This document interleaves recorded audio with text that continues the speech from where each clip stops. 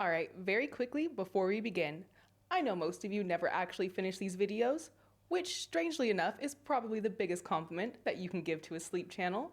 So I thought I'd make it even easier to fall asleep to Sleepless Historian.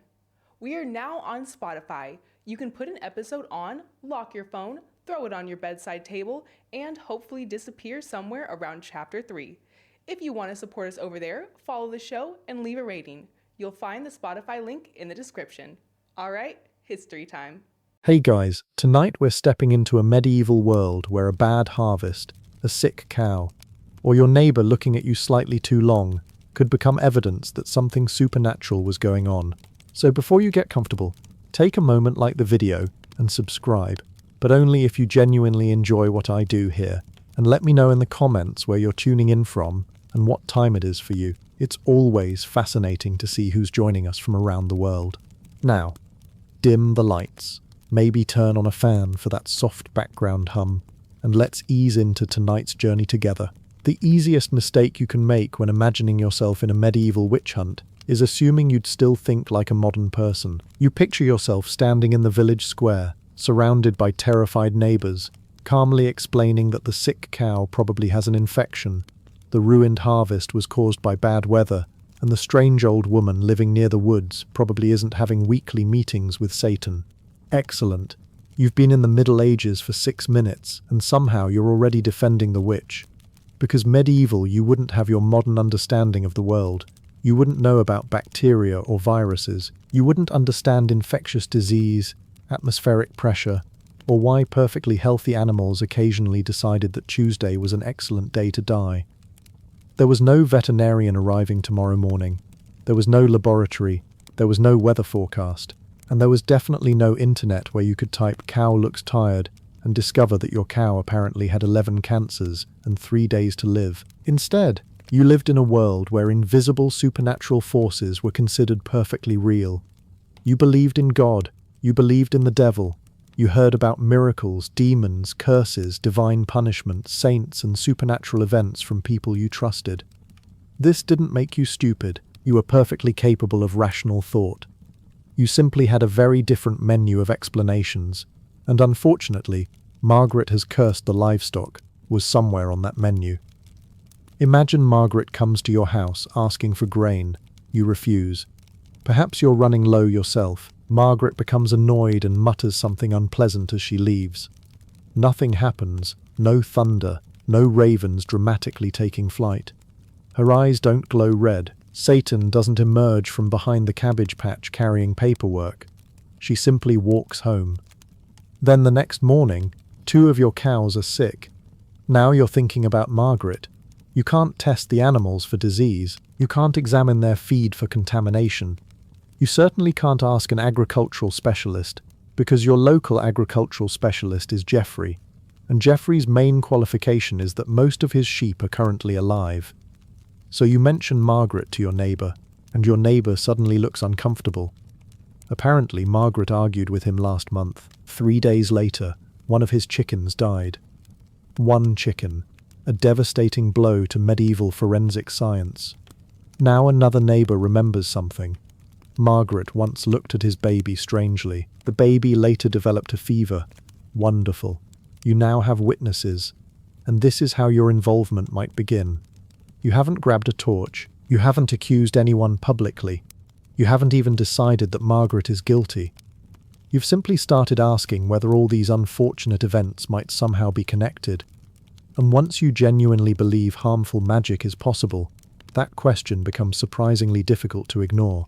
You aren't hunting witches yet. You're just discussing Margaret with the neighbors. Unfortunately, that's basically the medieval version of creating a group chat called Evidence Against Margaret.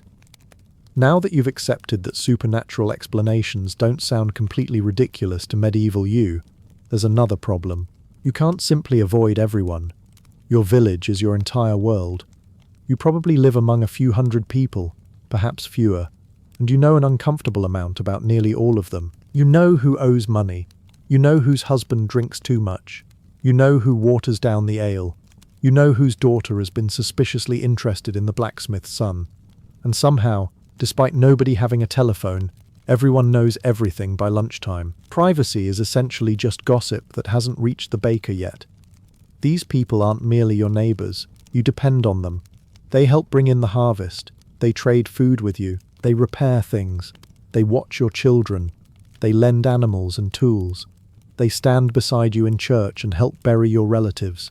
So reputation matters enormously. If the community decides someone is dishonest, dangerous, immoral, or simply strange, that judgment can affect almost every part of their life. And now there's Margaret. Perhaps Margaret has never fitted in particularly well. Maybe she's argumentative. Maybe she's poor and frequently asks neighbors for food. Perhaps she lives alone. Maybe she has an unfortunate habit of muttering after disagreements, which is rarely an excellent personal branding strategy during the Middle Ages. You've known her for years. Normally, you don't think much about her, but after your cows become sick, you mention what happened to your neighbor, he tells his wife.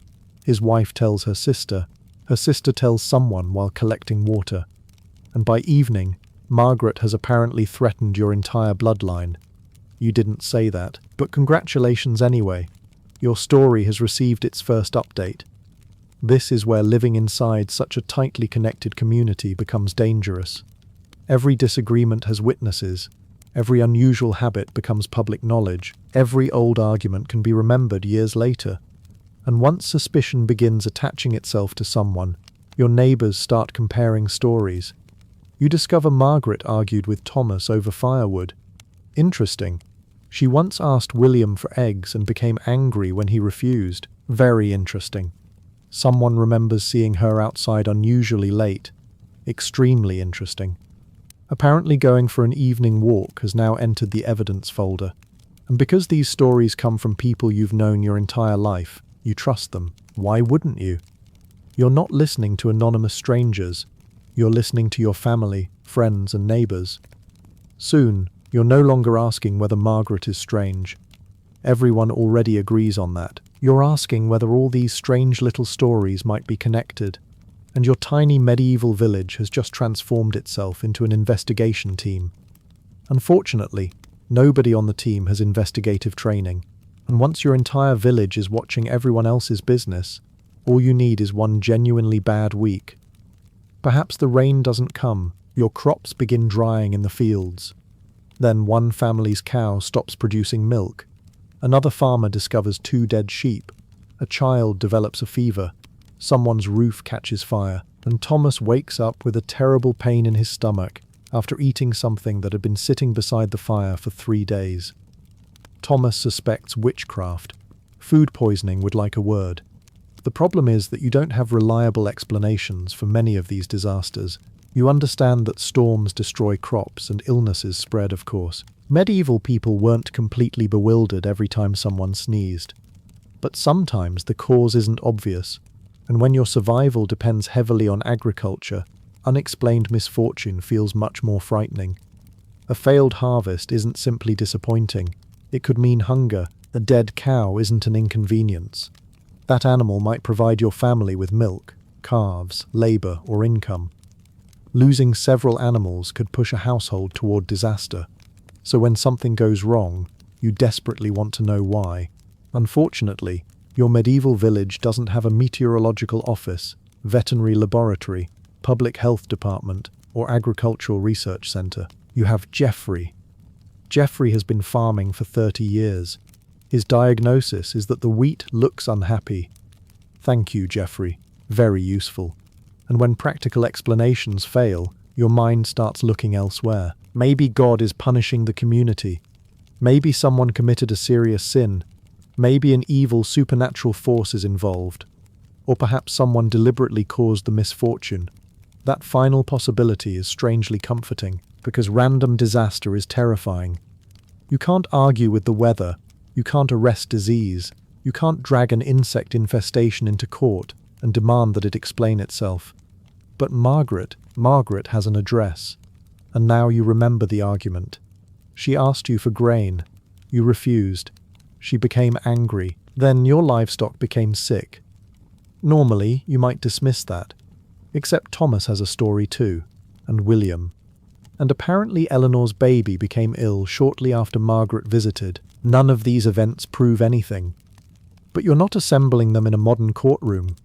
You're sitting beside frightened neighbors who are watching their livelihoods disappear. Someone finally says what everyone has quietly begun wondering.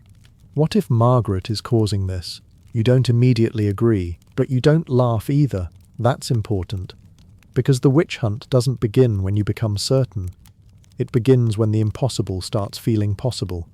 And after another cow dies overnight, Margaret suddenly feels considerably more possible.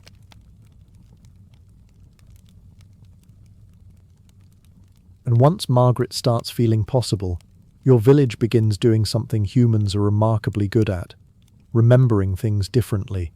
It starts with an argument. Someone mentions that Margaret had a disagreement with William several weeks ago.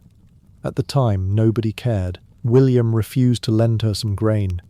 Margaret became angry. They exchanged unpleasant words, and eventually both went home. Completely ordinary village drama. If medieval villages had reality television, half the episodes would simply be people arguing over grain. But now William's cow is dead. Suddenly that forgotten argument becomes interesting. William remembers Margaret saying something as she walked away. What exactly? He's not completely sure. Maybe she said, "You'll regret this." Maybe she said, "God will judge you." Maybe she simply called him an idiot. Honestly, William probably deserved at least one of those. But after several weeks, the details have become fuzzy. Then another neighbor joins the conversation. He remembers hearing Margaret threaten William. Now William becomes more confident. Yes, that's right. She threatened him.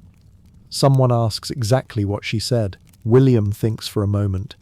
Something about misfortune coming to his household. Interesting. Yesterday, this memory barely existed. Today, it's evidence, and you can understand why. You already know Margaret has been connected with other strange events. Your own animals became sick after she argued with you. Now William has almost the same story. What are the chances? Probably higher than you'd like, considering Margaret appears to argue with half the village. But you're not calculating probabilities. You're noticing patterns. Then another person remembers that Margaret once cursed at Thomas. Thomas later injured his leg. Someone else says Margaret became angry with Eleanor. Eleanor's child developed a fever. Every old disagreement begins returning with a new meaning. The village isn't necessarily lying. That's what makes this dangerous. Memory isn't a perfectly preserved record sitting inside your head. People reconstruct events, especially when new information gives old experiences a different meaning. And now everyone is helping everyone else remember. You mention something vague. Your neighbor adds a detail. Someone else confirms it. By the end of the evening, an argument over borrowed grain has become a sinister warning, followed by the mysterious death of livestock. Margaret, meanwhile, probably has absolutely no idea this conversation is happening. She's at home doing something suspicious, like making soup. But the story no longer belongs to Margaret. It belongs to the village. And tomorrow morning, someone is going to remember another argument. And once someone remembers another argument, Margaret develops a problem she doesn't even know she has. The village has started talking. At first, the story is fairly accurate. You tell your neighbor that Margaret argued with William shortly before his cow died. Your neighbor tells his wife. His wife mentions it while collecting water. By the time the story reaches the other side of the village, Margaret didn't merely argue with William, she threatened him. By supper, she threatened his animals. By tomorrow morning, she apparently looked directly into the cow's eyes and promised it an early retirement. Nobody deliberately invented the whole story. Each person simply added a little interpretation. And because the basic event really happened, the final version feels believable. Margaret did argue with William. William's cow really did die. Those facts are true. Everything connecting them is where things become slightly medieval. But now you're hearing other stories too. A woman remembers Margaret asking her for milk several months ago. She refused, and later that week her bread wouldn't rise properly. Suspicious. Another farmer remembers Margaret walking past his field shortly before a storm damaged his barley. Very suspicious. Thomas claims she once stared at him during church. Extremely suspicious. although, to be fair, Thomas was probably talking during the sermon. The important thing is that Margaret has become the explanation people are looking for. Before the rumour began, every unfortunate event stood alone. A sick animal was a sick animal. A failed crop was a failed crop. A fever was a fever. Now they're becoming chapters in the same story, and you're helping build it. Not because you're malicious. You might genuinely believe you're protecting your neighbours. When someone tells you about another strange incident involving Margaret, you add it to everything you already know. Eventually, the number of coincidences starts feeling impossible. Surely all these people can't be mistaken. But there's another problem. Nobody is collecting stories about the hundreds of times Margaret walked past someone's house, and absolutely nothing happened. Nobody remembers when she borrowed eggs, and the chickens remained disappointingly alive. Nobody announces that Margaret looked at them strangely on Tuesday, and Wednesday was completely normal. Normal events don't become gossip. Disasters do. So the evidence only seems to grow in one direction. By the end of the week, you aren't hearing a rumour anymore. You're hearing what everyone knows. Margaret brings bad luck, and once a village decides it knows something, proving otherwise becomes considerably harder, especially when the village has already started enjoying the investigation. And once Margaret becomes the woman who supposedly brings bad luck, something remarkable happens. Everyone suddenly remembers Margaret. Not the ordinary Margaret who spent years buying bread, carrying firewood, complaining about the weather, and generally existing without destroying civilization. That Margaret has disappeared. Now people remember suspicious Margaret. Your neighbour remembers that she once borrowed a cooking pot and returned it 3 days late. Nothing supernatural happened. But 3 days late, interesting. Another woman remembers Margaret standing near her garden shortly before several plants died. A farmer recalls seeing her near his barn before one of his horses became sick. Thomas remembers that Margaret once looked directly at him while leaving church. Thomas has contributed this particular piece of evidence several times. He's very proud of it. And because everyone is now searching their memories for strange encounters, the collection grows quickly. You start contributing too. Remember your sick animals. At first, you only remembered Margaret becoming angry after you refused her grain, but now you're thinking harder. Didn't she pause before leaving? Didn't she look toward the animals? Maybe she muttered something. Actually, you're almost certain she did. And that's the frightening part. You aren't necessarily lying. Your memory is simply being reconstructed around what you now believe might have happened. Every new accusation makes your own experience feel more significant. Then someone tells a particularly convincing story. Margaret asked an elderly farmer for some milk. He refused. She supposedly told him he'd regret his selfishness. 3 days later, his best cow stopped producing milk. The villagers become quiet. There it is again. Request, refusal, anger, misfortune. The pattern feels undeniable. Of course, Margaret has probably asked dozens of people for things over the years without anything happening afterward. Nobody remembers those occasions because woman asks for milk, receives milk, everyone survives, isn't particularly exciting village news. But now the unsuccessful interactions are being collected while the ordinary ones disappear. You begin wondering how you failed to notice Margaret before. How many disasters happened around her? How many arguments ended badly? How many animals became sick? The answer seems to be quite a lot. Mostly because you're now counting, and once everyone starts comparing stories, Margaret no longer appears to be one unpopular neighbour connected with several coincidences. She appears to be the centre of an enormous pattern. You haven't discovered new evidence, you've reorganised old memories, but from where you're standing, those two things feel exactly the same. And unfortunately for Margaret, the village has just discovered crowdsourcing. And once the village has assembled its impressive collection of suspicious memories, there's another reason you don't simply laugh and go home. You already believe magic is possible, not necessarily the dramatic kind.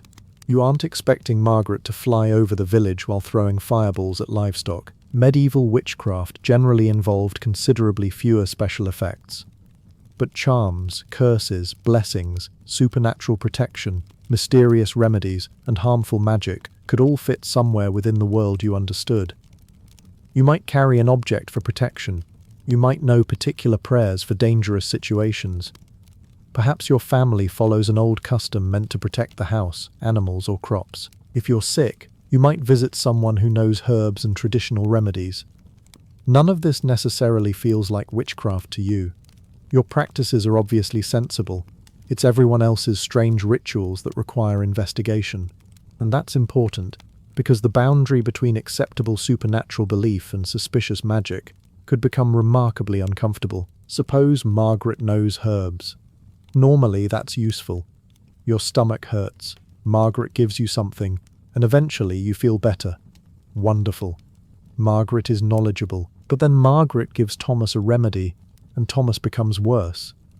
Suddenly, Margaret's knowledge looks slightly different. How does she know so much about plants? Why does she collect them? Why does she go into the woods alone? Why does she own that extremely suspicious-looking wooden spoon? Yesterday, none of this mattered. Today, everything does.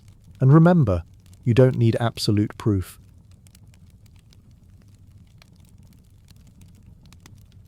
You already accept that unseen forces can affect the world. So when someone claims Margaret can harm people through supernatural means, you aren't deciding whether such a thing is physically possible. For you, the possibility is already on the table. You're deciding whether Margaret is the person doing it. That's a much smaller leap. Then someone remembers a charm found near Margaret's house. Another person claims she knows strange words. Thomas says she once cured a rash suspiciously quickly. Thomas has now become concerned that successful medicine is also evidence. Margaret really can't win. If her remedy fails, she's dangerous. If it works, she's suspiciously powerful. And if she refuses to provide one, she's clearly hiding something. At this point, you've built a system in which almost anything can confirm what you already suspect. You don't think you're abandoning reason, quite the opposite. You're carefully examining the evidence. Unfortunately, you've begun with a conclusion and are now giving every cabbage, dead chicken, and herbal tea a supporting role. And once you already believe harmful magic is possible, the situation becomes much more serious when religion enters the picture. Because now you're not merely worrying about Margaret ruining your vegetables, you're potentially dealing with the devil. Slight escalation. Christianity shapes almost every part of the world around you. You attend church. Religious festivals structure the year. Priests explain sin, salvation, temptation, demons, and divine punishment. Heaven and hell aren't abstract cultural references, they're destinations. So evil isn't merely something people do. There are supernatural forces actively associated with it. Now imagine someone suggests Margaret's strange abilities aren't simply folk magic. Perhaps she's receiving help from something evil. Suddenly your dead cow has become part of a cosmic struggle between good and evil, which seems slightly excessive considering the cow mostly spent its life eating grass. But that's how fear expands. If Margaret is simply an unpleasant neighbor, avoiding her might be enough. If Margaret knows a few questionable charms, perhaps you can ignore her. But if she's supposedly working with demonic forces, ignoring her begins to feel irresponsible. What if she harms another child? What if more animals die? What if the harvest fails? What if allowing her to continue brings punishment upon the entire community? Now doing nothing carries its own moral risk. And that's exactly the kind of pressure that might pull you into the accusation. You don't necessarily hate Margaret, you might even feel sorry for her. But your sympathy is competing with fear for your family, your neighbors, and your soul. Fear tends to arrive at these meetings extremely prepared. Then Sunday comes. You sit in church beside the same people who have been discussing Margaret all week. Perhaps the sermon mentions temptation, evil, or the dangers of sin. The priest might not mention Margaret at all. He doesn't need to. Your brain handles the rest. You glance across the church. There's Margaret. She's sitting quietly. Suspiciously quietly. Of course, if she were loudly singing, someone would probably find that suspicious too. Margaret has reached the unfortunate stage where normal behavior is no longer available to her, and you begin thinking that investigating her isn't cruelty, it's protection. You're protecting your household. You're protecting the village. Perhaps you're even protecting Margaret's soul. That's the dangerous transformation. Once fear becomes a moral duty, participating in persecution can start feeling virtuous. You aren't joining a witch hunt because you believe you're the villain. You're joining because you're increasingly convinced you're one of the good people. And historically, that's a much more dangerous feeling. Now, before you become too comfortable accusing Margaret of personally ruining Western civilization, there's an important complication. If you're imagining the classic witch hunt, enormous trials, dozens of accusations, confessions about meetings with the devil, and authorities systematically hunting witches, you're actually imagining something that reached its greatest intensity after the Middle Ages. The major European witch-hunting period belongs mostly to the early modern centuries. But that doesn't mean medieval Europe was free from accusations of harmful magic. Far from it. People could still be accused of sorcery, curses, heretical practices, divination, or using supernatural methods to harm others. The difference is that medieval attitudes toward witchcraft weren't always consistent. In some periods, church authorities were surprisingly skeptical about certain supernatural claims. Someone might insist that women were literally flying through the night with supernatural beings, and an educated churchman could essentially respond, "No, they're not." A rare historical moment when the official response to an extraordinary claim was basically, "Please go home." But attitudes gradually changed. By the later Middle Ages, some theologians and authorities increasingly connected harmful magic with demons and heresy, and that's where your situation becomes considerably worse. Because accusing Margaret of magically killing a cow is one thing. Claiming Margaret received supernatural power through the devil is something much more serious. Now the accusation isn't merely about damage to property, it's about Christianity itself, and once those ideas begin combining, the foundations of the later witch hunts start appearing. This also means your village doesn't need to invent an entire witch hunting ideology overnight. The pieces are already around you. Stories about harmful magic, fear of demons, religious concerns about heresy, local traditions, old grudges, unexplained disasters. All you're doing is assembling the world's worst jigsaw puzzle, and Margaret is unfortunately on the box. You might still be skeptical. Perhaps you don't believe every ridiculous story circulating around the village. Maybe Thomas claims Margaret transformed into a black bird and flew over his house. Even you have questions, mostly because Thomas had consumed enough ale that evening to see several Margarets. But you don't need to believe every story. You only need to believe some of them. That's what makes the situation dangerous. The medieval world wasn't permanently hunting witches. Instead, certain ideas gradually developed that could make accusations increasingly believable. And you're living right in the middle of that transition. You don't know that much larger persecutions are coming. To you, Margaret is simply becoming harder and harder to explain. And this is where your position becomes slightly awkward. Because while you're becoming increasingly concerned about Margaret's suspicious relationship with the supernatural, there's a reasonable chance you've participated in practices that could look rather magical themselves. Of course, when you do it, it's completely different, obviously. Perhaps you carry a protective object. Maybe your household follows an old custom believed to keep illness away. You might repeat certain words while treating an injury, place particular objects around the home, or visit someone who knows traditional remedies when your child becomes sick. You don't consider yourself a witch. You're just being sensible. Margaret, however, owns herbs. Very suspicious. The medieval world could contain a complicated mixture of Christian practices, local traditions, folk remedies, charms, blessings, and older customs whose origins nobody in your village particularly remembers. Your grandmother did it. Her grandmother probably did it. That's essentially medieval peer review. Some practices could exist comfortably alongside Christianity, especially when people understood them as protective or healing rather than harmful. And that's the crucial distinction. You aren't particularly frightened of supernatural power when you think it's helping you. You're frightened when you think someone is using it against you. Suppose your child develops a fever. You pray. You seek whatever medical help is available. Perhaps you use a traditional remedy your family has trusted for generations. If your child recovers, wonderful. Nobody investigates you. But Margaret gives someone a strange herbal mixture, and suddenly everyone wants to know exactly what was inside it, especially if the patient gets worse.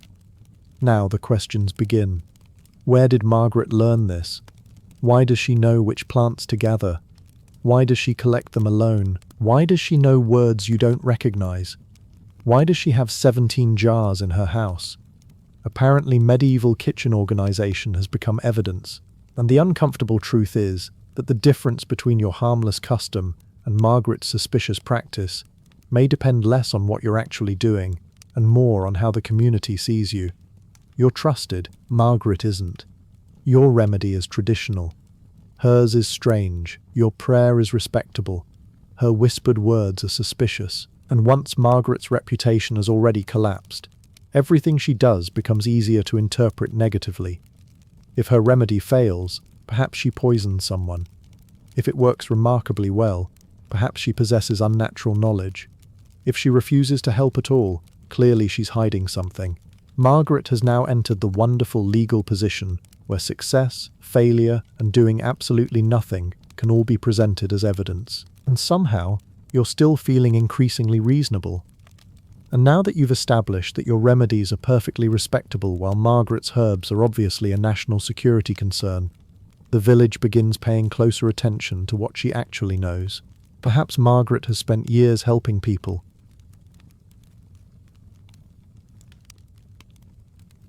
She knows which plants might soothe a stomachache. She helps prepare remedies for minor wounds. Women occasionally seek her advice during childbirth. Farmers ask her what to do when an animal becomes sick. For years, this knowledge made Margaret useful. Then someone dies. Maybe the person was already seriously ill. Perhaps there was nothing Margaret could have done. Medieval medicine isn't exactly overflowing with intensive care units, but Margaret treated the patient, and the patient died. Suddenly people remember the remedy. What exactly did she give him? Nobody knows. Where did she learn to make it? Nobody knows that either. Excellent. The investigation is going beautifully. You begin thinking about all the plants Margaret collects.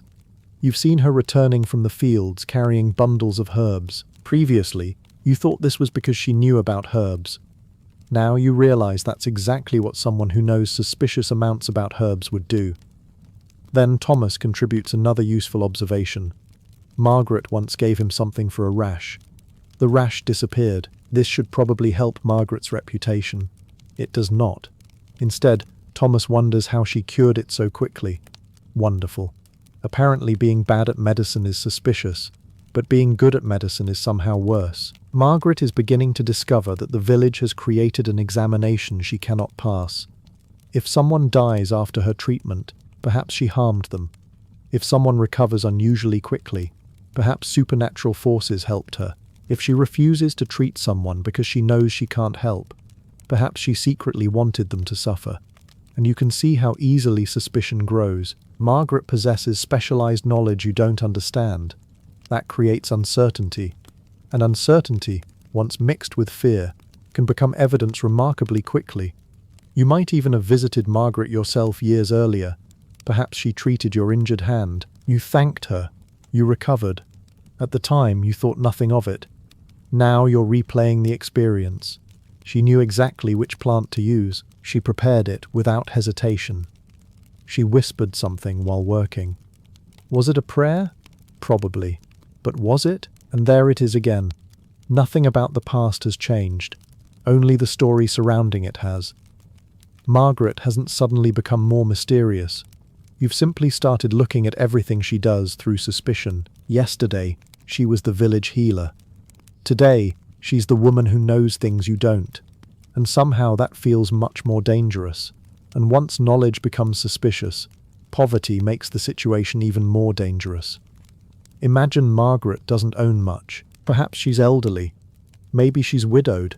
Perhaps she has no adult children nearby and depends occasionally on neighbors for food, firewood, or small favors. So Margaret asks people for things. A little grain, some milk, a few eggs, nothing enormous. Unfortunately, you're not exactly operating a medieval supermarket yourself. Your family needs that grain. Winter is coming. The harvest wasn't particularly good. So when Margaret arrives asking for food, sometimes you refuse. And Margaret isn't delighted. Understandable, she's hungry. But she leaves your house muttering angrily. 3 days later, your youngest child becomes sick. Now you remember Margaret. Of course you do. The timing is terrible. You tell yourself it's probably nothing. Then your neighbor mentions something similar. Margaret once asked him for milk. He refused. A few days later, one of his cows stopped producing milk. Thomas also refused Margaret something once. Thomas can't remember what it was, but he's determined to participate. Apparently something unfortunate happened afterward. Probably. Thomas is becoming less of a witness and more of a subscription service. But a pattern is forming. Margaret asks for something. Someone refuses. Margaret becomes angry. Misfortune follows. And because you're already suspicious of her, ordinary resentment starts looking like a curse. There's also something psychologically convenient happening. You may feel guilty about refusing Margaret. You know she's poor. You know she needed help. Perhaps part of you wonders whether you should have given her the grain. But then your child becomes sick. Now, there's another explanation available. Margaret wasn't a desperate neighbor you refused to help. Margaret was dangerous. Suddenly your guilt becomes fear, and fear can become anger surprisingly quickly. Instead of thinking, perhaps I should have helped her, you're thinking, she attacked my family because I wouldn't give her what she wanted. That's a much easier story to live with. And once several households tell similar stories, Margaret's poverty itself becomes suspicious. She keeps asking for things. She becomes angry when refused. Bad things occasionally happen afterward. In a world where bad things happen constantly, eventually those events are going to overlap. But nobody is calculating probability. You're comparing stories beside the village well, and the stories fit beautifully. Unfortunately for Margaret, being poor has now become part of the prosecution's evidence. She needed help. She asked for help. People refused. And somehow, you've all concluded that she's the dangerous one. And once poverty has made Margaret suspicious, her personality isn't going to help. Because Margaret isn't particularly popular. Maybe she's argumentative. Perhaps she's blunt. Maybe she doesn't smile enough. Maybe she complains constantly. Perhaps she has spent 20 years telling everyone exactly what she thinks of them, and unfortunately everyone has been taking notes. Normally this makes Margaret annoying. During a witch scare, it makes Margaret evidence-shaped. You already know she argues with people. You already know she sometimes mutters after disagreements. You've heard her insult Thomas. Admittedly, everyone has insulted Thomas. But suddenly Margaret's bad reputation starts connecting all the other stories. If the accusation had fallen on Eleanor, the friendly woman who regularly helps neighbors and brings food when someone is sick, you might hesitate. Eleanor? Surely not. But Margaret? Well, you've always wondered about Margaret, and that sentence is dangerous. Because once someone has a poor reputation, you don't need much evidence to believe something worse about them. Every unpleasant memory becomes supporting material. Remember when Margaret refused to lend you a cooking pot? Suspicious. Remember when she shouted at children stealing apples from her garden? Very suspicious. Remember when she didn't attend William's wedding? Extremely suspicious. Apparently avoiding William's wedding is now supernatural activity rather than excellent judgment. Then someone points out that Margaret spends a lot of time alone. Why? Maybe she likes being alone. Unacceptable. Perhaps she doesn't get along with her neighbors. Also suspicious. Maybe she doesn't behave exactly as people expect someone in her position to behave. Now you're entering dangerous territory. Small communities depend heavily on social expectations. People notice who participates, who helps, who argues, who behaves differently, and who seems unwilling to fit comfortably into village life. And once Margaret becomes socially isolated, defending her becomes harder. You might privately think the accusations are becoming ridiculous. But are you going to say that publicly? Everyone else seems convinced. William believes her. Your neighbor believes her. Thomas has apparently appointed himself chief witch correspondent. If you stand up and say Margaret is innocent, people may start wondering why you're so interested in protecting her. Are you friends? Has she helped you? Do you know something they don't? And suddenly silence feels safer. So you say nothing, or perhaps you nod when someone calls her dangerous. Maybe you repeat one little story. Nothing serious. You're simply agreeing with everyone else. And without ever deciding to join a witch hunt, you've just made Margaret look slightly guiltier. And once Margaret becomes unpopular enough that defending her feels dangerous, you encounter perhaps the strongest reason you might join the witch hunt. You don't want to become the next Margaret. Imagine you're standing with several neighbours while they discuss the accusations. William says Margaret cursed his cow. Eleanor mentions the fever. Thomas has another story. Of course, Thomas has another story. At this point, if Margaret caused rain on Thursday, Thomas probably personally witnessed her negotiating with the clouds. Then someone turns toward you. What do you think? This is your moment. You could say you think everyone is overreacting. You could remind them that cows die, children become sick, and Margaret being unpleasant doesn't prove she has supernatural powers. Perfectly reasonable. Except now everyone is staring at you. Why are you defending her? You're suddenly aware that nobody else seems skeptical. Perhaps William narrows his eyes. Thomas definitely narrows his eyes. He's been waiting all week for a promotion. So you choose the safer answer. Well, she has always been strange. That's it. You've contributed. You haven't accused Margaret of anything specific. You haven't lied. You haven't demanded punishment.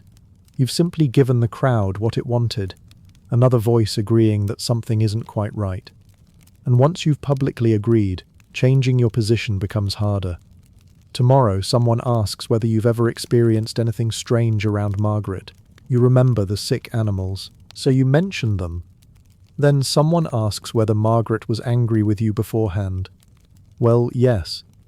Now you're not merely agreeing, you're providing testimony. This is how social pressure can quietly pull you deeper into the accusation.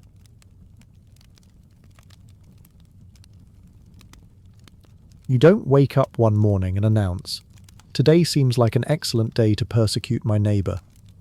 You make a series of smaller decisions. You stay silent. You nod. You repeat something you heard. You mention an old argument. Each decision feels harmless. More importantly, each decision keeps attention away from you. Because once a community becomes frightened enough, neutrality can look suspicious. Why aren't you worried? Why don't you believe the witnesses? Why are you defending Margaret?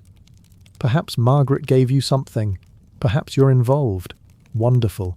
You've gone from village skeptic to potential accomplice in approximately 30 seconds, so you agree with the crowd. Not because you're convinced, because disagreeing suddenly carries a price.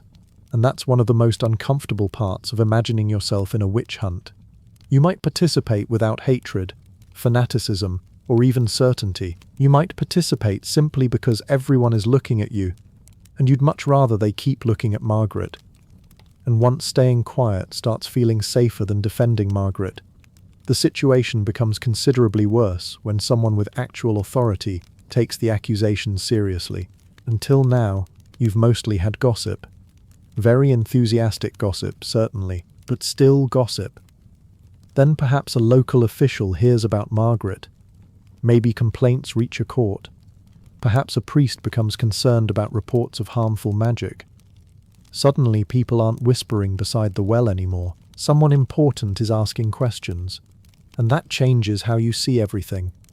If an official thinks Margaret is worth investigating, perhaps your suspicions weren't ridiculous after all. Maybe William really did see something. Maybe those sick animals weren't coincidences. Maybe Thomas has been useful this entire time. Let's not get carried away. But authority gives rumors legitimacy. You probably aren't accustomed to challenging officials openly. Medieval society is deeply hierarchical, and the people above you possess considerably more legal, religious, and social power than you do. So when someone arrives and begins asking about Margaret, you answer, "Did she ever threaten you?" "Well, yes." "Did anything unusual happen afterward?" "Your animals became sick." "Has she behaved strangely before?" You think about it. Actually, yes.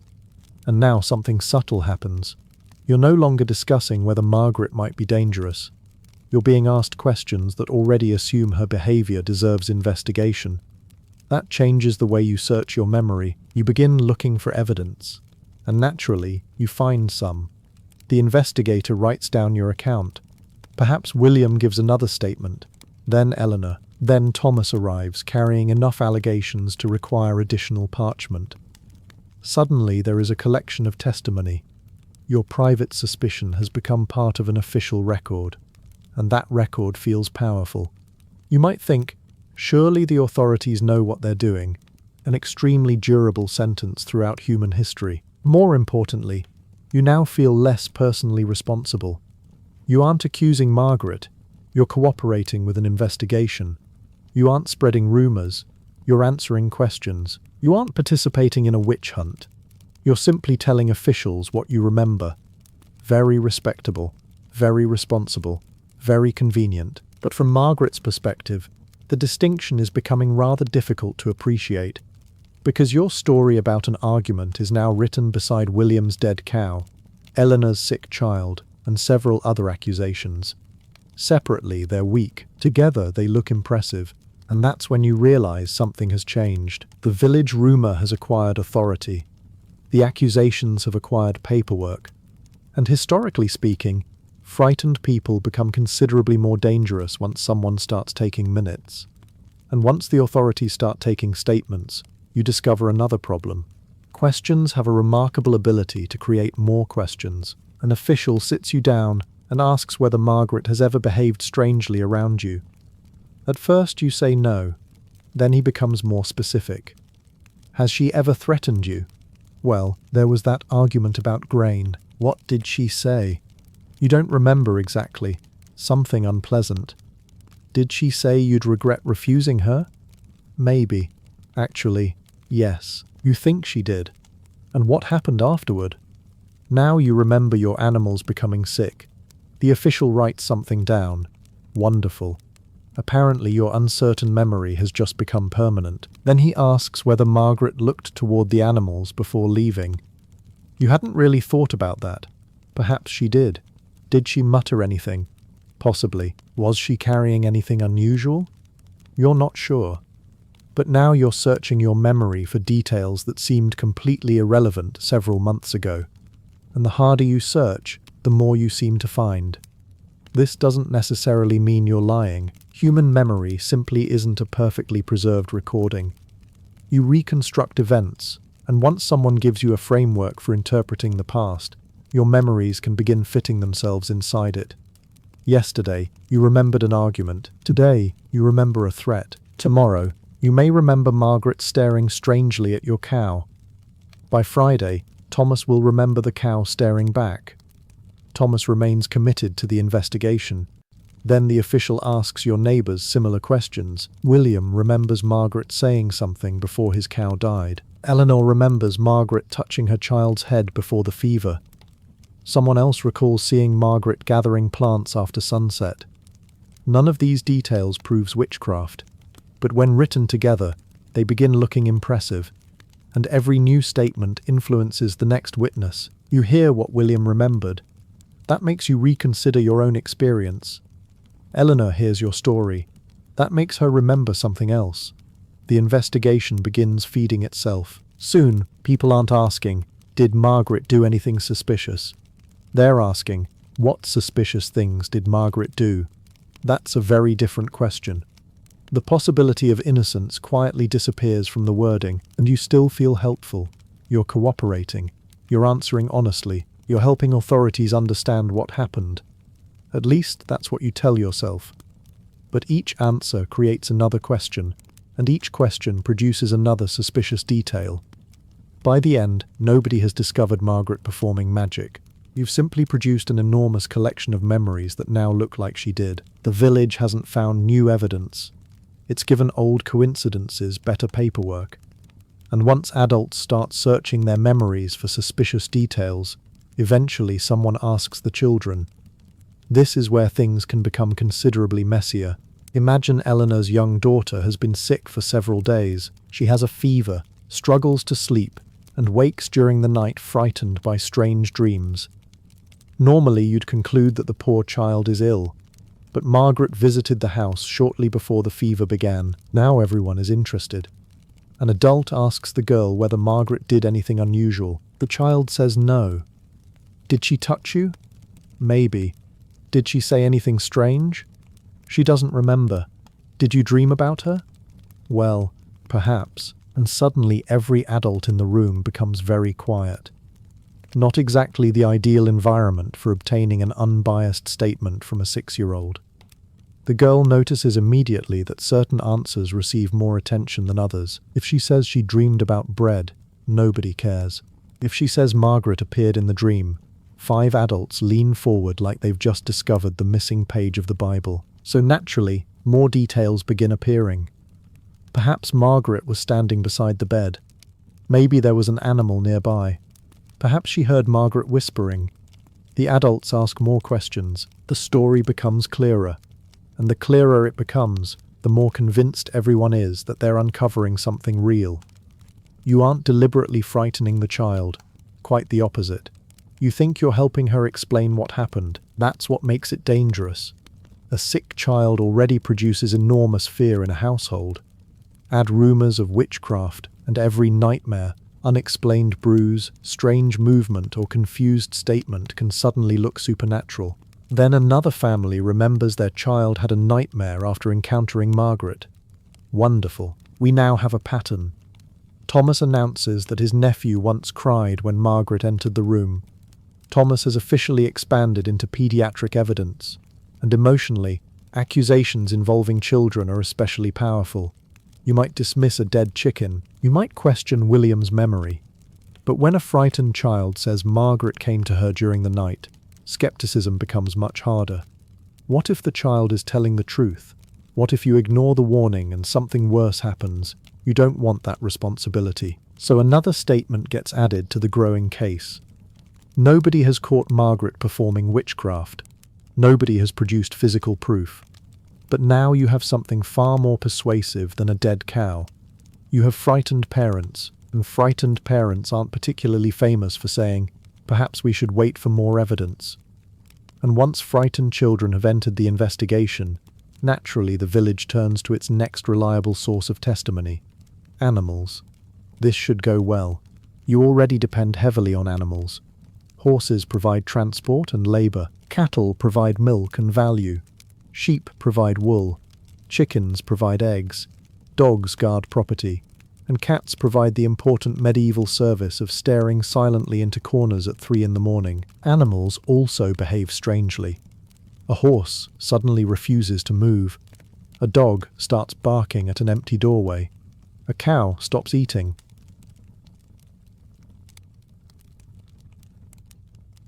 A chicken dies unexpectedly.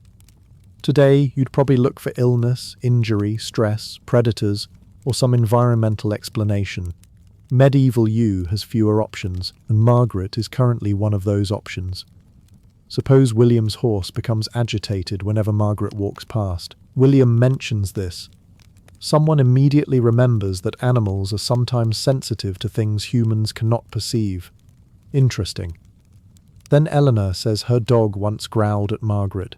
Very interesting. Thomas claims his rooster stopped crowing after Margaret looked at it. Thomas's rooster is apparently now an expert witness. And because you've already accepted the possibility of harmful magic, these stories don't sound completely meaningless. Maybe animals can sense something you can't.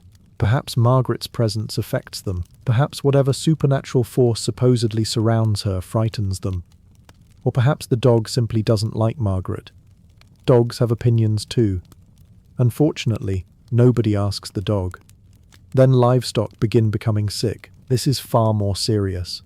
A dead chicken is unfortunate. A dead cow can threaten your livelihood.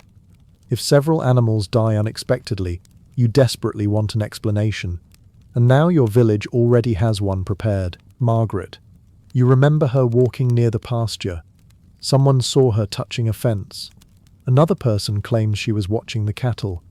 Apparently looking at cows has now become suspicious behavior. Margaret could probably improve her situation by staring directly at the ground for the rest of her life.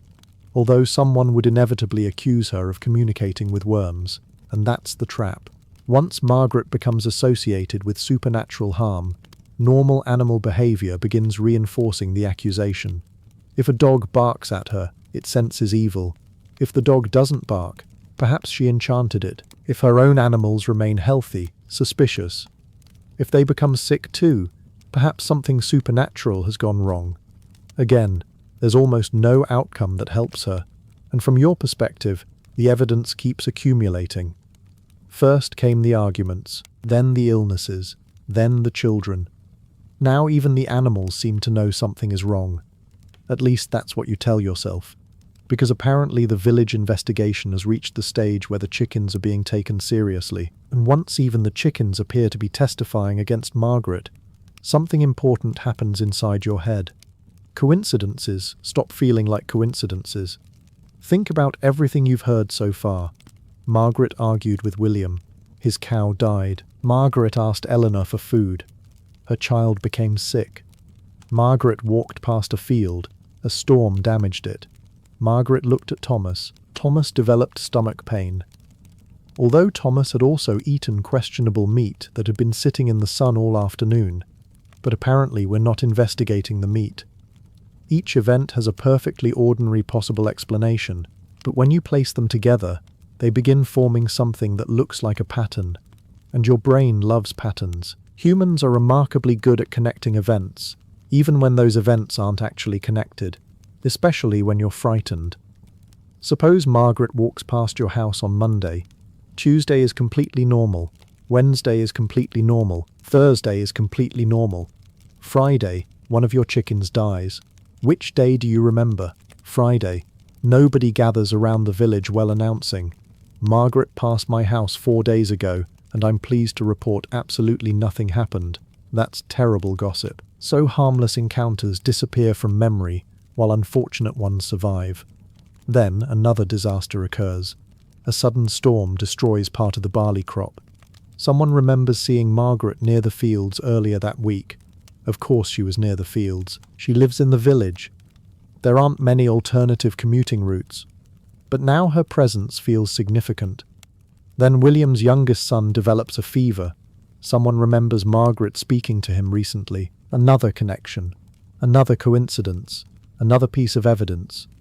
You begin wondering how many coincidences you're expected to accept before admitting something strange is happening. That's the dangerous question, because nobody is counting all the times Margaret interacted with people, and nothing happened afterward.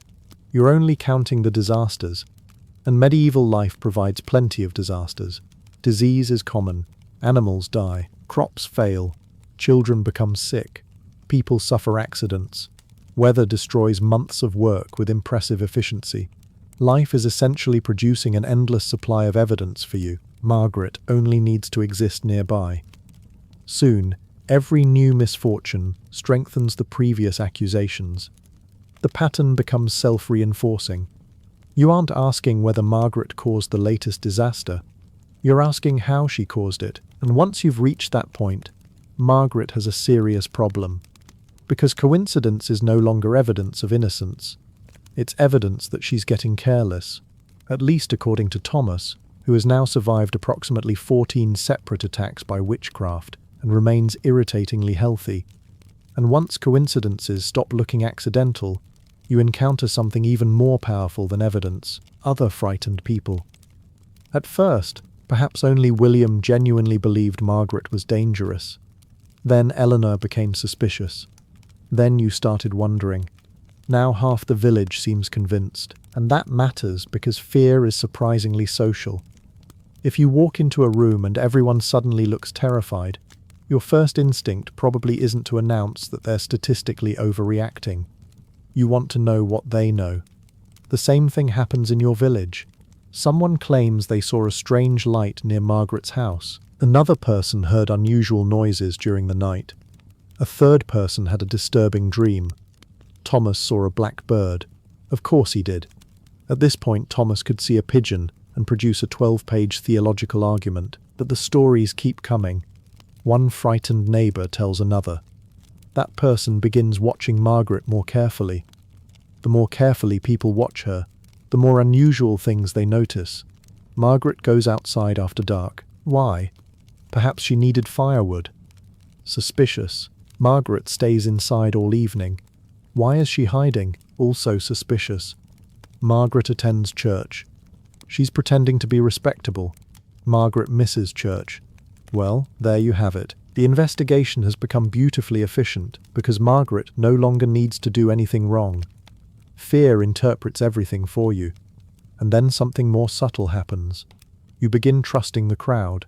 These aren't strangers. They're people you've known your entire life. William helped repair your roof. Eleanor cared for your children. Your neighbors worked beside you during harvest. You trust their judgment. So when 10 of them independently tell you Margaret is dangerous, skepticism becomes uncomfortable. Could all 10 people really be wrong? Absolutely. But standing among them, that doesn't feel obvious. Instead, you begin wondering whether you're the one missing something. Perhaps everyone else noticed Margaret's behavior before you did. Perhaps you've been naive. Perhaps doubting the accusations is actually putting your family at risk. And now fear has accomplished something important. It has reversed the burden of proof. Margaret no longer needs to be proven guilty. You feel she needs to prove she isn't dangerous. Good luck with that. How exactly does someone prove they didn't magically kill a cow? Produce an alibi from Satan. So you move closer to the crowd. You listen. You agree. You repeat the stories. And each new person who joins makes the accusations seem more credible to the next. Nobody needs to organize the panic. The village does it automatically. Fear has become contagious. And unfortunately, medieval medicine doesn't have a treatment for that either. And once fear has spread through the village, there's one thing that can make almost everyone stop questioning whether Margaret is guilty. Margaret confesses. Now, from your perspective, this is enormous. Until this point, everything has been circumstantial. Dead animals, strange illnesses, arguments, rumors. Thomas's apparently endless collection of supernatural encounters. But a confession? Surely that's different. Why would an innocent person admit to witchcraft? Unfortunately, there are several very good reasons. By the later medieval period, and especially during the early modern witch persecutions that followed, accused people could face aggressive interrogation, imprisonment, intense psychological pressure, and, depending on the jurisdiction and circumstances, torture. And torture has one major weakness as an investigative technique. People really want it to stop. If an interrogator tells you repeatedly that you've practiced witchcraft, asks you to explain how you did it, and makes denying the accusation increasingly painful, eventually the question stops being, how do I prove I'm innocent? It becomes, what answer makes this end? Suppose Margaret initially denies everything. She's questioned again. Still nothing. Then she's told other people have accused her. She's asked about the devil. She's asked about curses. She's asked whether anyone helped her. Perhaps the questions themselves begin supplying the details expected in her confession. Eventually, Margaret breaks. She says yes, she cursed William's cow. She harmed Eleanor's child. She practiced forbidden magic. Maybe she repeats exactly what her interrogators have been suggesting. And then you hear the news. Margaret confessed. Suddenly everything clicks into place. You knew it. The sick animals, the strange herbs, the arguments, the children's stories. Even Thomas. Somehow Thomas was right. A devastating day for everyone. But you probably don't hear every detail about how the confession was obtained.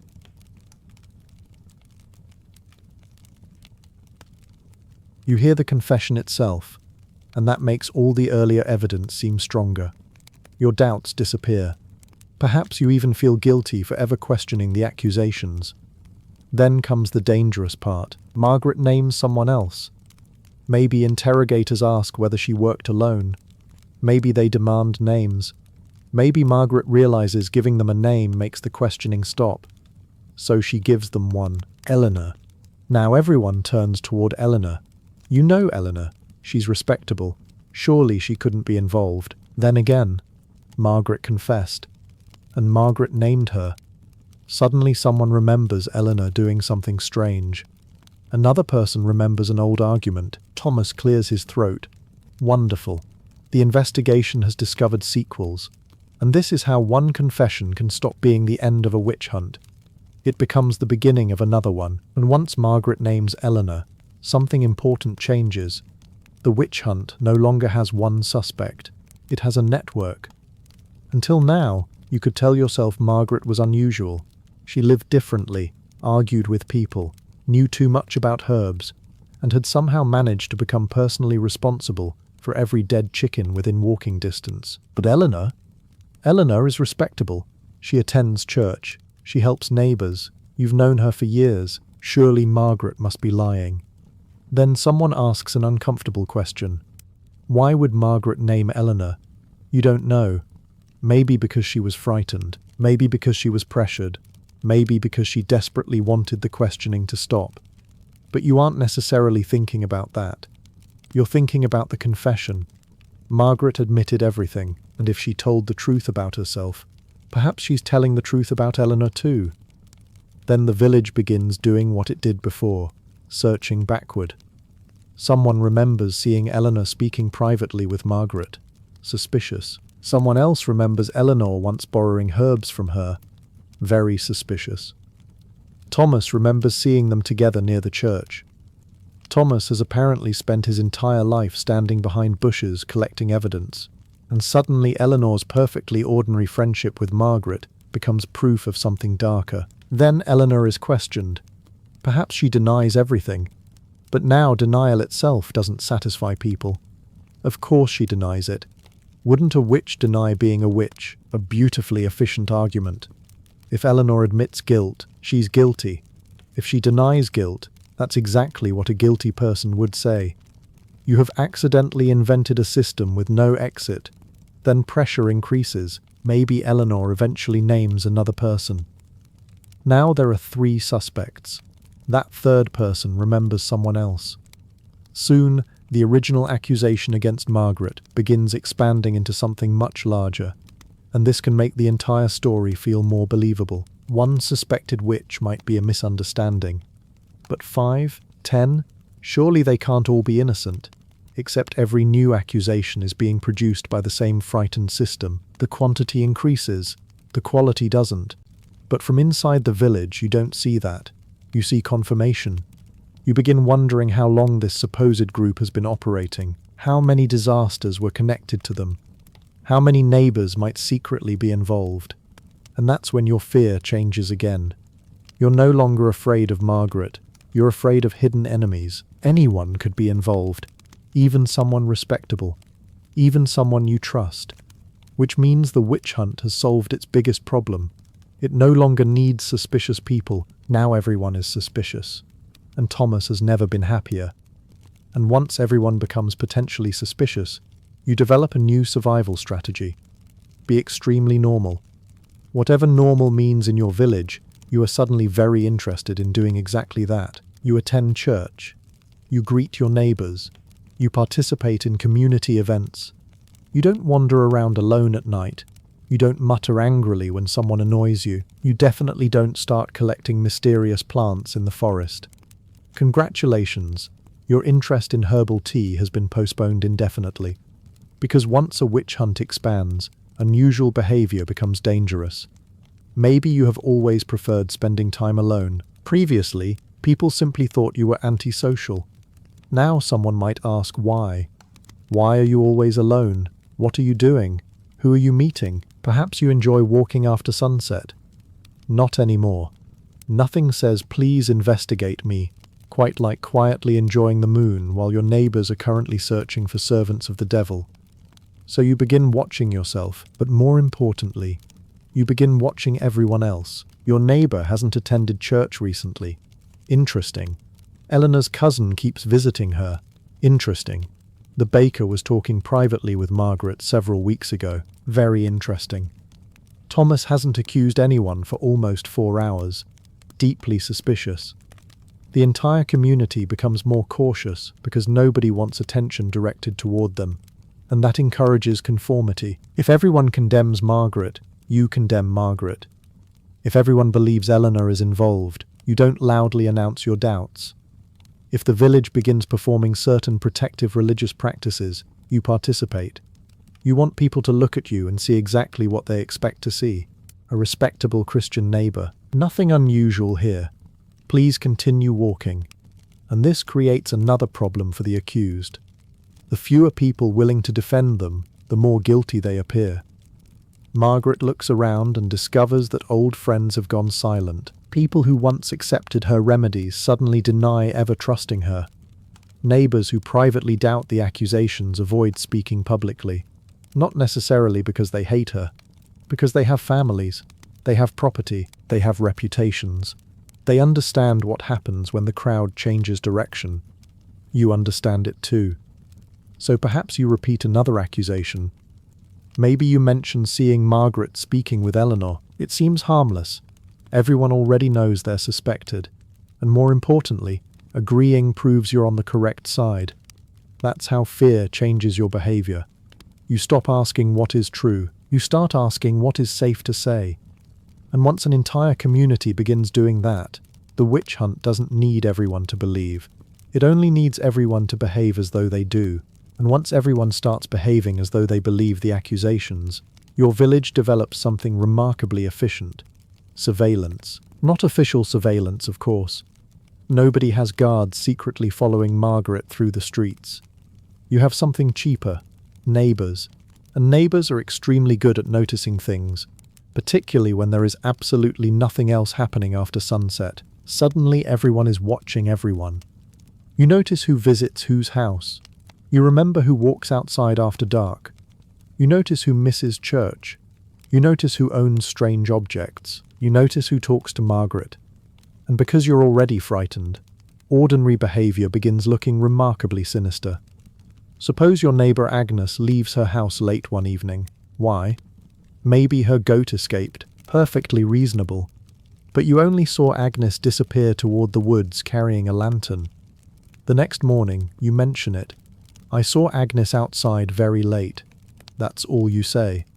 Then someone asks where she was going. You don't know. Someone else remembers Agnes knows Margaret. Thomas remembers Agnes once owned a goat. Absolutely devastating. By lunchtime, Agnes has apparently attended a secret nighttime meeting in the forest. The goat, presumably, is an accomplice. And you're participating in this without necessarily realizing what you're doing. You aren't spying. You're being observant. You aren't spreading accusations. You're informing your neighbors. You aren't paranoid. You're being cautious. Those distinctions feel important when you're inside the fear. Soon people begin modifying their behavior because they know they're being watched. You stop visiting anyone currently under suspicion. You avoid unusual routines. If you need herbs, perhaps you gather them during daylight where everyone can see you. Very casually. Look at you. Just an innocent Christian picking parsley at noon. Nothing demonic happening here. And the surveillance feeds the hunt because people inevitably find what they're looking for.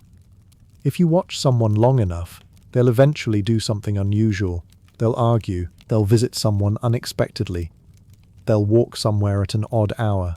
They'll behave nervously. And naturally they're nervous. Half the village is staring at them. But nervousness itself becomes suspicious. Why is Agnes acting frightened? Perhaps she has something to hide. Wonderful. You've created the fear and then used the fear as evidence. Meanwhile, every observation produces another rumor, and every rumor encourages more watching. You don't need professional investigators anymore. The entire village has volunteered. And that's when the witch hunt becomes especially difficult to stop, because Margaret isn't merely being watched by authorities, she's being watched by everyone, including you. And once the entire village is watching everyone else, your priorities begin to change. At the beginning, you wanted to know whether Margaret was actually guilty. Now you want your family to be safe. Those sound like the same goal. They're not, because uncertainty becomes much harder to tolerate when you believe your children might be in danger. Imagine your youngest child wakes during the night with a fever. Normally, you'd worry about illness, but you've spent weeks hearing stories about Margaret, Eleanor, curses, strange animals, and mysterious nighttime visits.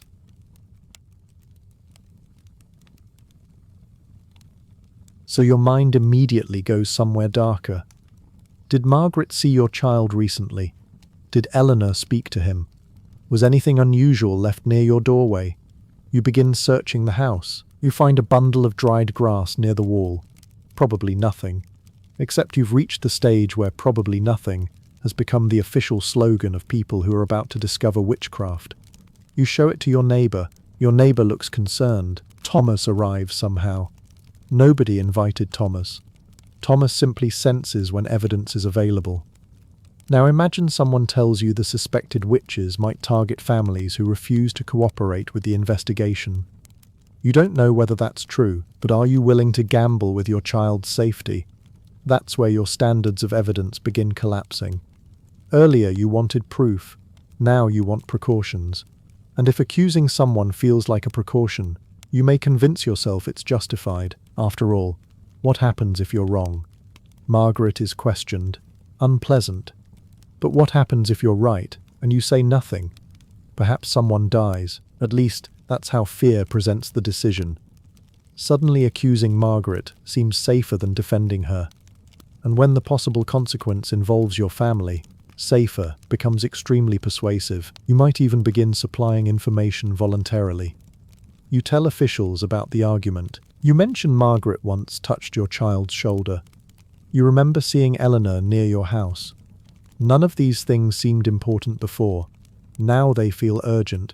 You're not trying to destroy anyone. You're protecting your household. That's what you tell yourself. And perhaps you genuinely believe it. This is one reason fear can transform ordinary people so quickly.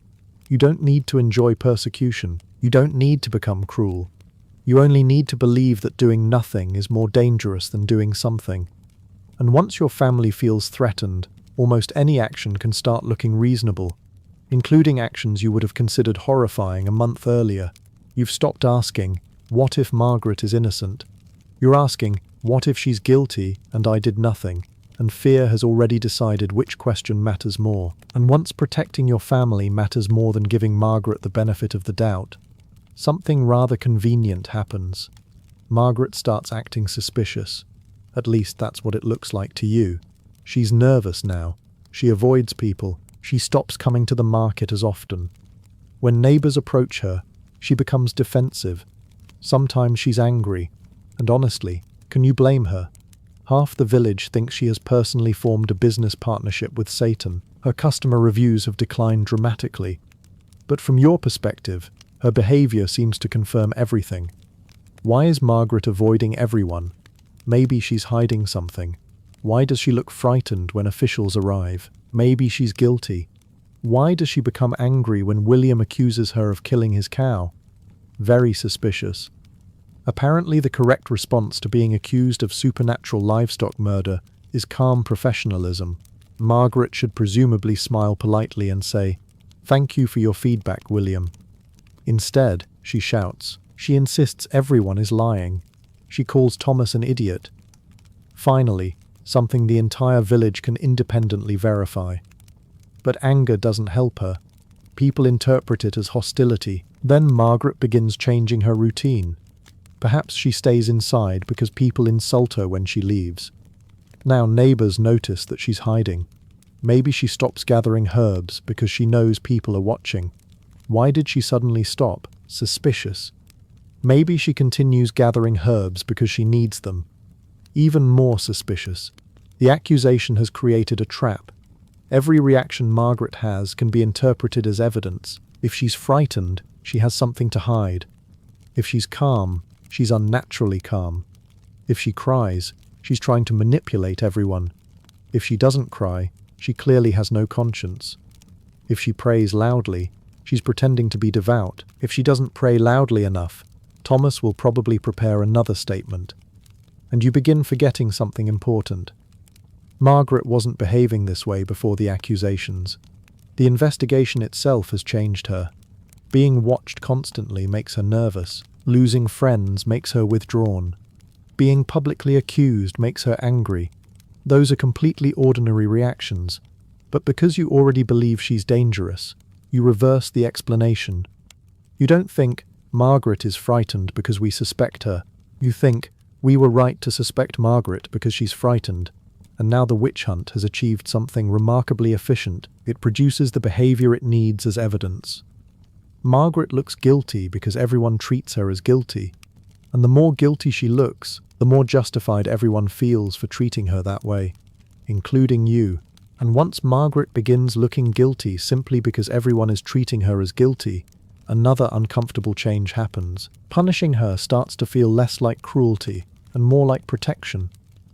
A few weeks earlier, the idea of seeing Margaret arrested might have disturbed you. You knew her. Maybe she helped your family once. Perhaps she treated your injured hand or gave your wife something for a fever. Now you're thinking differently. Because what if releasing Margaret means another child becomes sick? What if another harvest fails? What if William loses another cow? William has already lost enough livestock to become emotionally exhausting. Suddenly, removing Margaret from the community seems sensible, not pleasant, necessary, and that's an important distinction. Most people don't need to enjoy punishment to support it. They simply need to believe the alternative is worse. You might even feel sorry for Margaret while agreeing that something must be done. You watch officials take her away and think, "Poor woman," followed immediately by, "But we can't take the risk." There it is, the sentence that can justify almost anything. Because now you're no longer comparing Margaret's punishment with her possible innocence. You're comparing it with imaginary future disasters. One accused woman's suffering seems terrible. But what if 10 children are saved? What if the cattle survive? What if the village avoids another failed harvest? Nobody can prove those disasters would happen. But fear doesn't need them to happen. It only needs you to imagine them. Then something good happens. A sick child recovers. The weather improves. No animals die for several days. And naturally, someone connects this improvement with Margaret's arrest. See? People nod. Margaret was removed, and the problem stopped. Never mind that illnesses often pass naturally. Never mind that weather changes. Never mind that going 3 days without a mysterious chicken death shouldn't qualify as divine intervention. The village has its confirmation. You feel relieved, perhaps even grateful. The authorities acted, and now things seem safer. That makes supporting harsher measures easier. After all, if removing one suspected witch improved things, perhaps investigating the others will improve them further, and that's how your moral boundaries move. Slowly. One decision at a time. You aren't celebrating suffering. You aren't waking up eager to punish neighbors. You're telling yourself you're protecting innocent people, which is exactly why the witch hunt becomes so dangerous. Cruelty is easy to recognize when it looks like cruelty.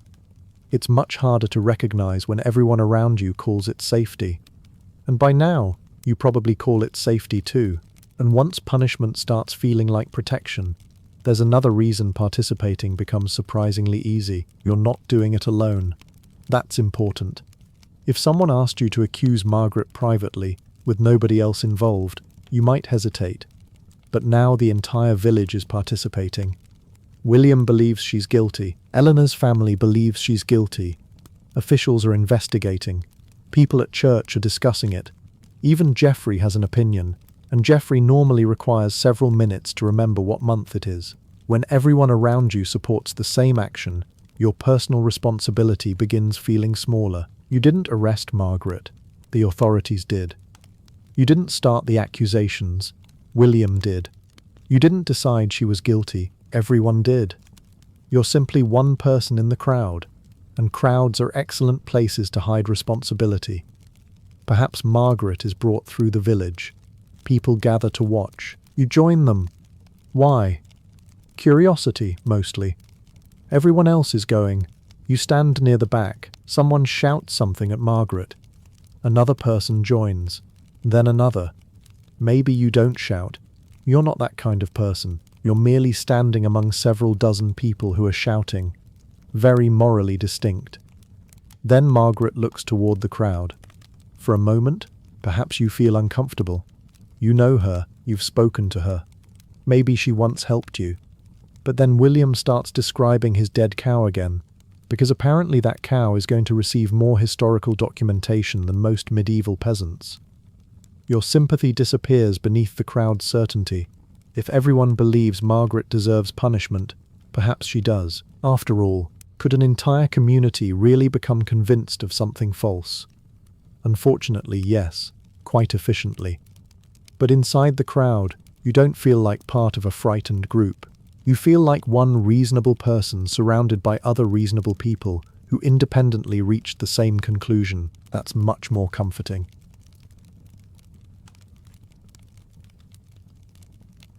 And if something later goes wrong, responsibility remains conveniently distributed.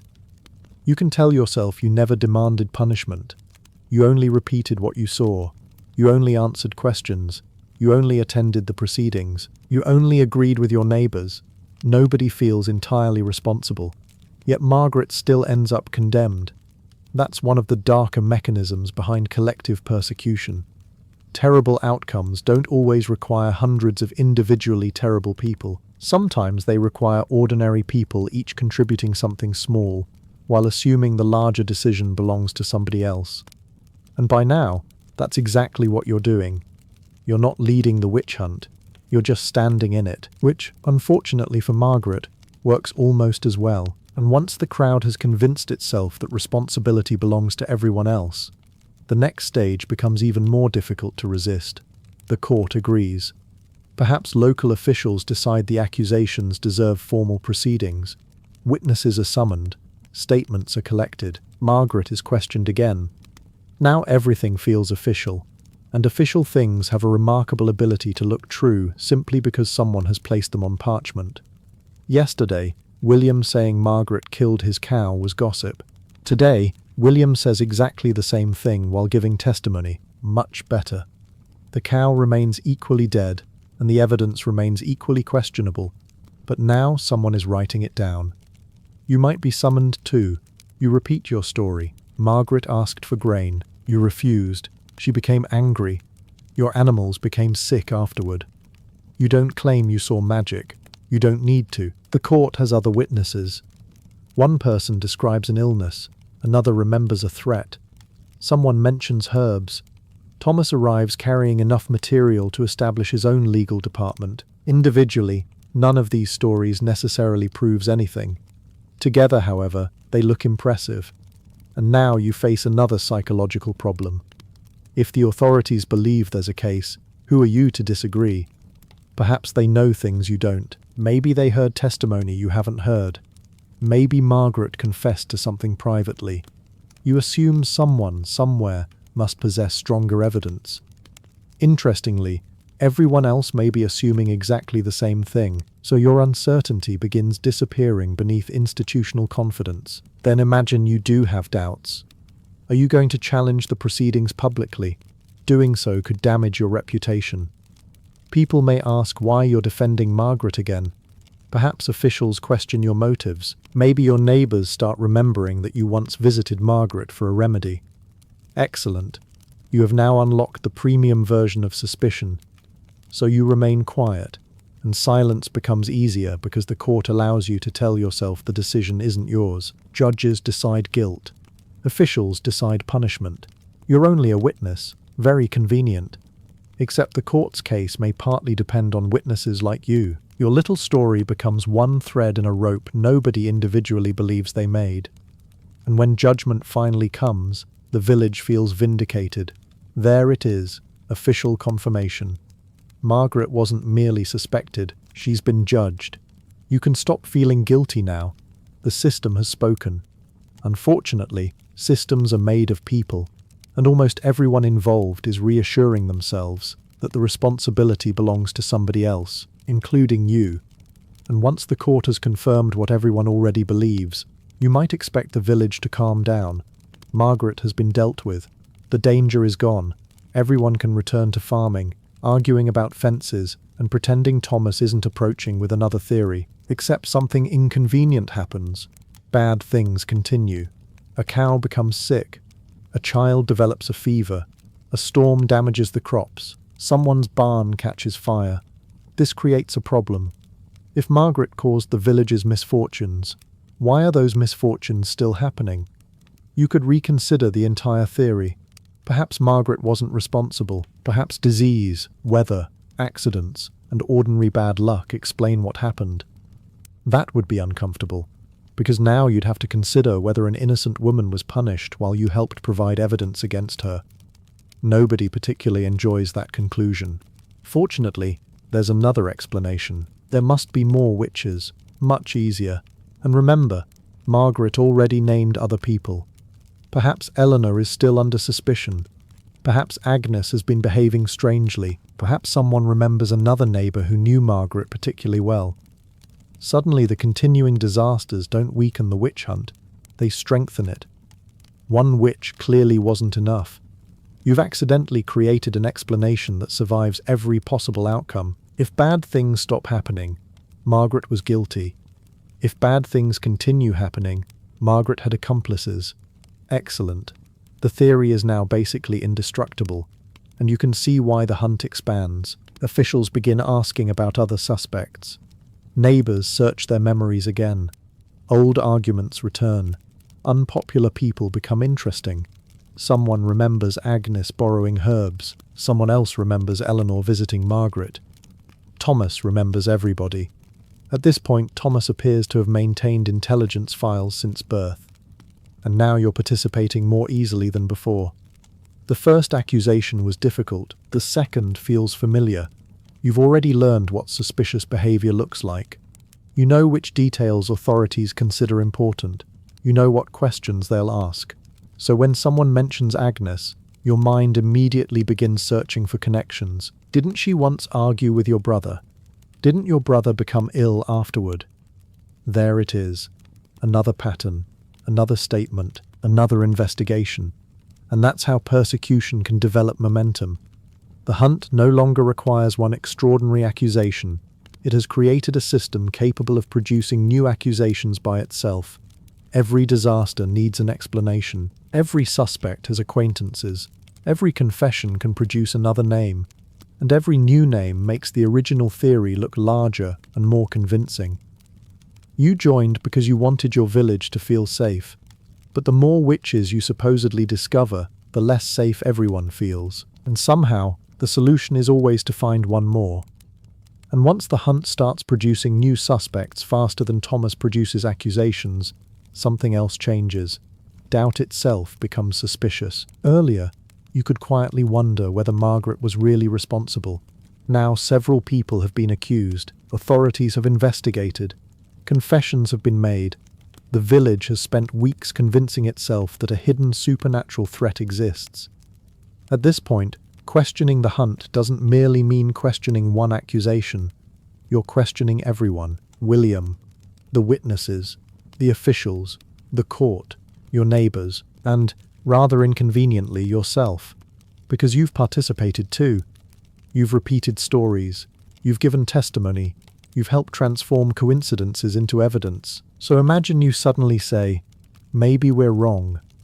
That's not going to be a popular contribution. William immediately asks what you mean. You explain that animals become sick naturally. People develop fevers. Storms happen. Perhaps the village is connecting unrelated events. Everyone becomes quiet. Then Thomas asked the question you really didn't want. Why are you defending them? Wonderful. You've attempted critical thinking and accidentally become suspect number 12, because from inside the witch hunt, skepticism can begin looking less like caution and more like sympathy for the accused. And sympathy creates questions. Why aren't you frightened? Why don't you believe the witnesses? Why are you so interested in stopping the investigations? Do you know one of the accused? Have you received something from them? Have you participated in anything unusual? You suddenly realize that continuing to argue may not be an excellent career decision. So you retreat. Maybe I'm mistaken. Much better. Everyone relaxes. Thomas looks disappointed. He nearly had you. And now you've learnt something important. There is a social cost to doubt. Even if nobody formally accuses you, you risk damaging your reputation or attracting unwanted attention. So next time someone makes a ridiculous claim, perhaps you stay quiet. Agnes caused a storm? Interesting. Eleanor appeared in someone's dream? Very concerning. Margaret transformed into a goat? Absolutely. Why not? We're apparently doing goats now. You don't necessarily believe any of it. But belief is becoming less important than performance. You need to appear convinced. And once enough people begin pretending to agree because disagreement feels dangerous, something strange happens. Everyone looks around and sees unanimous belief. You think everyone else is convinced? Everyone else thinks you're convinced. The hunt appears stronger than ever, and that's how fear can maintain itself even after private doubts begin growing. Nobody needs to silence you. You do it yourself. Because by now, being wrong feels safer than being suspicious. And once doubting the hunt becomes dangerous, something even more unsettling happens. You stop demanding evidence. At the beginning, you wanted something concrete. A threat followed by a dead cow. A strange object. A suspicious remedy. A confession. Now the standards have become considerably more flexible. Someone says Agnes was seen walking near the woods after sunset. Suspicious. Why? Nobody knows. But Margaret used to walk near the woods too. Apparently the forest has become a membership directory. Then someone says Agnes owns a black cat. Very concerning. The cat mostly sleeps beside the fire and occasionally attacks furniture, but clearly we're dealing with an experienced criminal. Another neighbor says Eleanor appeared in her dream. That's enough to start another conversation. You might once have laughed.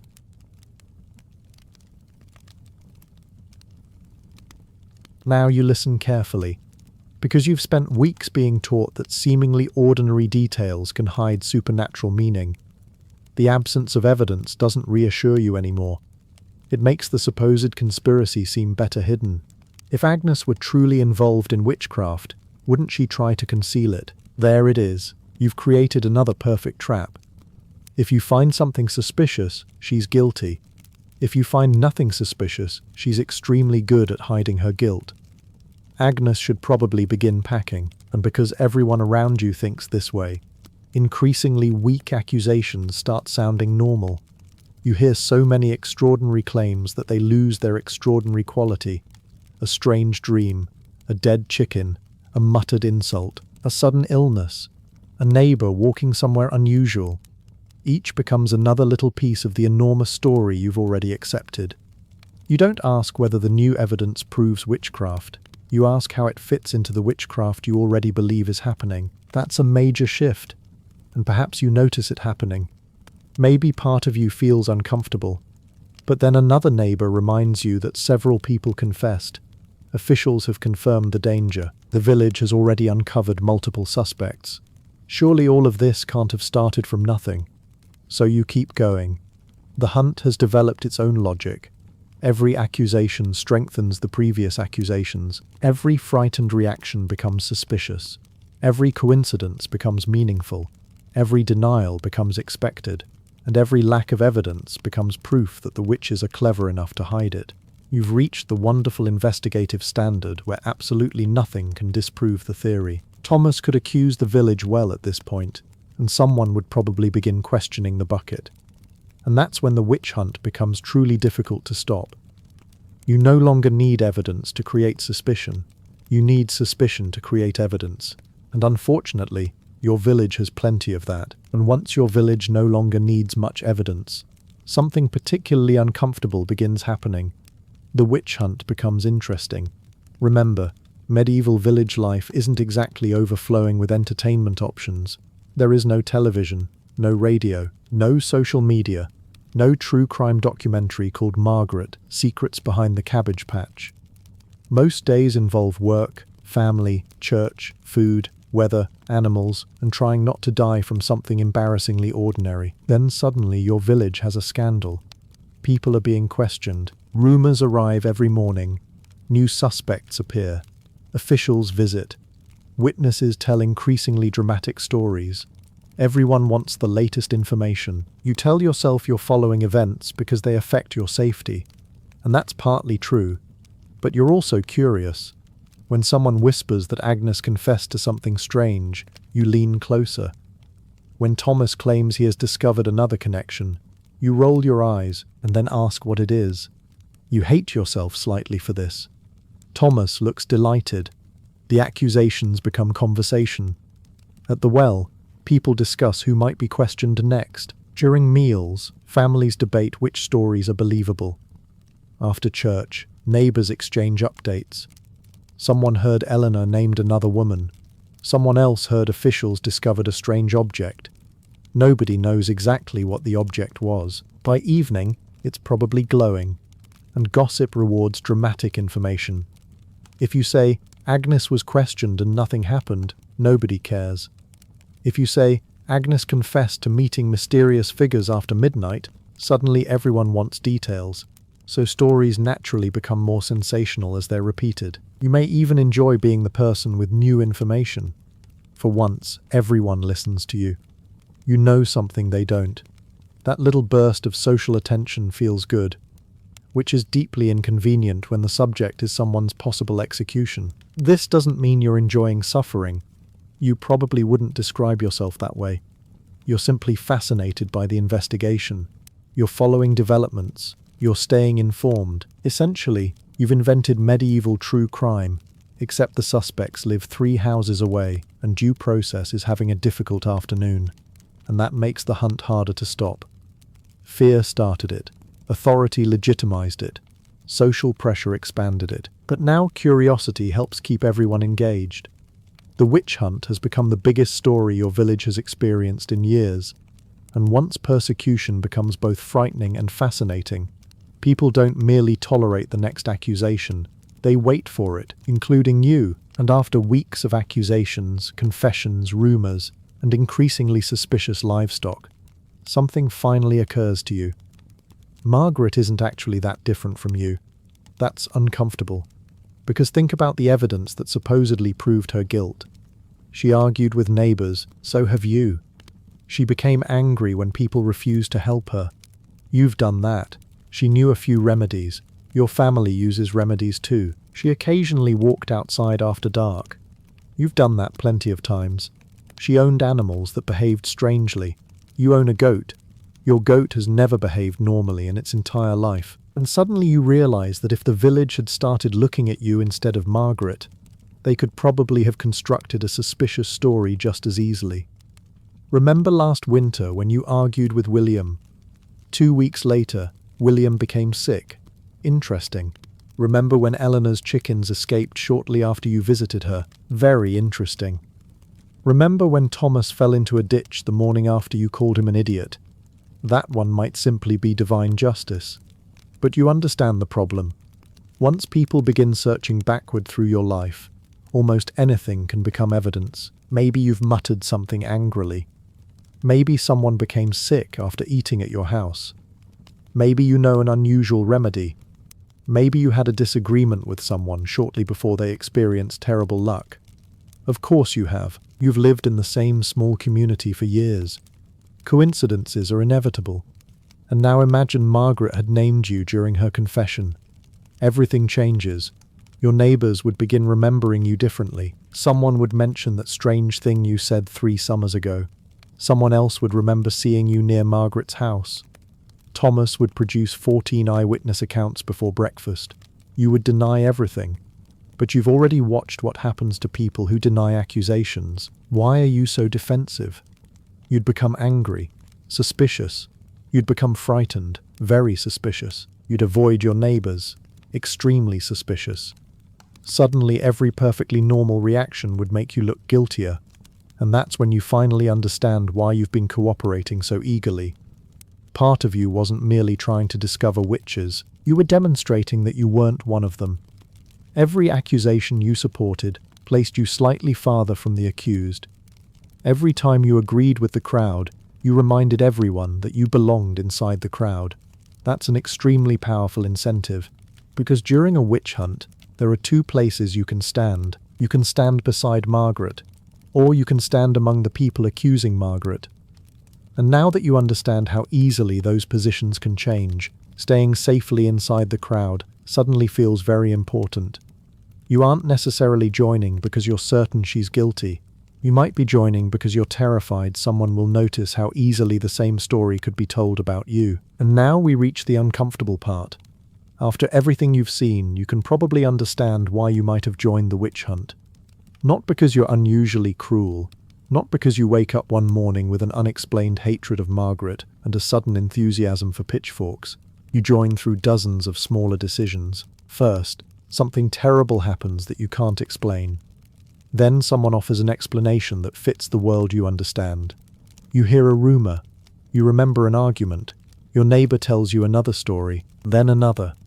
Soon, coincidence starts looking like a pattern. Authority becomes involved. Witnesses appear.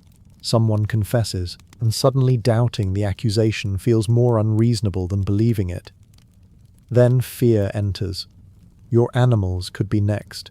Your harvest could fail. Your child could become sick. And once your family feels threatened, your standards of evidence become remarkably flexible. You aren't demanding certainty anymore. You're demanding safety. Then comes social pressure. Everyone around you believes Margaret is dangerous, or at least everyone appears to believe it. You don't want to defend her because defending her might make people suspicious of you. So you stay quiet. Then you nod. Then you repeat something. Then you provide testimony. At no single moment do you feel as though you've transformed into a villain. That's precisely the point. You still think you're a decent person. You probably are a decent person. You're simply frightened, surrounded by frightened people, operating with limited information inside a culture that gives you explanations very different from the ones available today. And eventually you're standing in the crowd. Maybe you're uncomfortable. Maybe you even feel sorry for Margaret. But you're still there, because everyone else is there. Because the authorities say there's danger. Because Margaret confessed. Because William's cow died. And because Thomas has somehow produced another witness. Of course he has.